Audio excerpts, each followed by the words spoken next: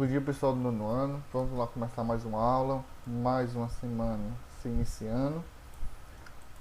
Na nossa matéria de matemática, continuamos no capítulo de plano cartesiano, certo? Na última aula, aprendemos a colocar um ponto, como localizar um ponto no plano cartesiano, apenas com a coordenada x e y.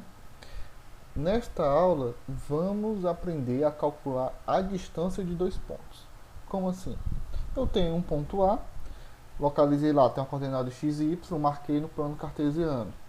Tem um outro ponto B, com a coordenada x e y, marquei no plano cartesiano. Quero saber agora a distância entre esses dois pontos. Como é que eu faço? Olha aqui. Aqui eu tenho um plano cartesiano, coordenadas x e y. Tenho o ponto A, x1, y1, né? E tenho o ponto B, que eu chamo de x2, y2. Por que aqui eu chamei de 1 e aqui eu chamei de 2? Porque 1 identifica de onde eu estou saindo. Se aqui eu tenho x1, y1, significa que eu estou saindo do ponto A. Se lá no ponto B eu tenho x2, y2, quer dizer que é o meu destino, meu ponto final. Então, quando eu for calcular a distância desses dois pontos, eu preciso saber da origem e do destino. A origem eu identifico por x1, y1 e o destino eu identifico por x2, y2. Ok? Como é que eu calculo a distância? Com essa formulazinha mágica que tem aqui. Vamos lá. Distância de AB. Por que o A vem primeiro? De novo, porque é a origem e B é o destino. Como é que eu calculo? Raiz, aí vamos lá, x2 menos x1, que isso quer dizer que eu pego a coordenada x do ponto B e subtraio pela coordenada x do ponto A. Então tá aqui, ó, x2 menos x1 ao quadrado mais y2 menos y1, ou seja, coordenada do ponto B menos a coordenada do ponto A. Isso tudo elevado ao quadrado. Professor, que fórmula é essa? Que conta é essa? Não se preocupe que a gente vai ver um exemplo agora e você vai ver como é simples. Olhem aqui. Calcular a distância entre os pontos P e Q, sendo que o P é menos 3 menos 11, ou seja, coordenada x, menos 3, coordenada y, menos 11, e o ponto Q é o ponto 2 e 1. Então vamos lá. Distância de PQ, ou seja, eu estou saindo do P e indo para o Q. Então vai ficar raiz x2 menos x1, ou seja, o 2 menos 3. Ó. A coordenada x do ponto Q menos a coordenada x do ponto P. Então fica 2 menos 3 ao quadrado mais coordenada y do ponto Q menos coordenada y do ponto P. Então fica 1 menos 11 ao quadrado.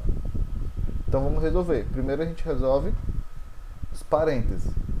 Como aqui, pessoal, eu tenho um menos antes do parênteses, eu vou trocar o sinal de quem está dentro. Então vai ficar, ó, raiz, né? Vai repetindo a raiz até chegar no final. Aí vai ficar 2 mais 3, porque eu vou trocar o sinal de quem está dentro aqui do parênteses. 2 mais 3 elevado a 2, mais 1 mais 11 elevado a 2. Também troco o sinal do 11. E agora, só soma. Raiz, 2 mais 5, 2 mais 3, 5. Então fica 5 elevado a 2. 11 mais 1, 12. Então fica 12 elevado a 2. Agora eu resolvo a potência. 5 elevado a 2, 25. 12 elevado a 2, 144. Agora eu somo. 25 mais 144 dá 169. E a raiz de 169 é 13. Então, qual a distância do ponto P e Q? 13. É um pouquinho complicado, mas se você fizer com atenção, ó, passo a passo, não tem erro. Resolve dentro do parênteses, resolve a potência, soma e depois tira a raiz. Certo? Apenas com a prática, apenas fazendo atividades que você vai conseguir resolver essa questão. Certo? Vamos para mais um exemplo aqui. Ó. Dados os pontos A, 2 e menos 3, o ponto B, 4 e 5, determina a distância.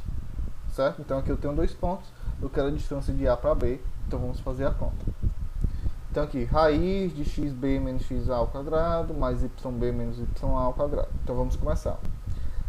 X de b menos x de a, então fica 4 menos 2 elevado a 2, y de b menos y de a, então fica 5 menos 3 elevado a 2, certo? Aqui eu já fiz direto, mas se você quiser fazer o passo a passo, não tem problema. Então vamos lá. 4 menos 2, 2. 2 elevado a 2, 4. Aí vamos aqui. Note que aqui eu vou trocar o sinal de quem está dentro, porque tem um menos aqui. Vai ficar um mais positivo. 5 mais 3, 8. 8 elevado a 2, 64. E agora basta somar e resolver a raiz. Então vai ficar, ó, 4 mais 64, 68. Isso aqui você não precisa fazer, tá? Fiquem aqui. Como 68 não tem raiz, fica a resposta final, raiz de 68. Tá bom? Então fiquem com a aula de hoje. Resolvam com atenção. Se ficou dúvida, voltem aí na aula, revejam a aula e tirem suas dúvidas. Tá bom? Até a próxima aula.